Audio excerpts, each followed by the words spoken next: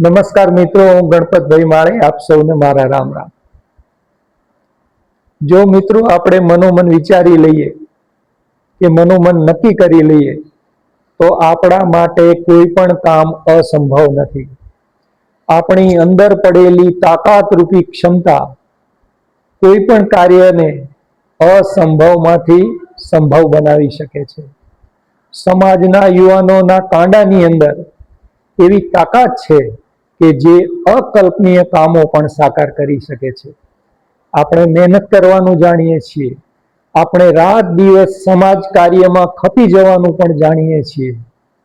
એટલે એવું જીવન જીવીએ કે આપણી ઉપસ્થિતિને લીધે, આપણી હાજરીના લીધે બીજાના ચહેરા ઉપર ખુશી આવી જાય। જીવતા શીખો, સંઘર્ષ કરતા શીખો, લડતા શીખો, પણ મિત્રો હારવાનું નથી। કારણ કે આપણે અવિનાશી છીએ, આપણે પરમાત્માના અંશ છીએ। એટલે માનવ જીવનને સાર્થક કરવા માટે આપણે પરાજિત થવાનું નથી। સમાજમાં સૌથી મોટું કોઈ દાન હોય તો જરૂરિયાતવાળી વ્યક્તિને પગભર બનાવવામાં મદદ કરો। આવો આપણે સૌ સાથે મળી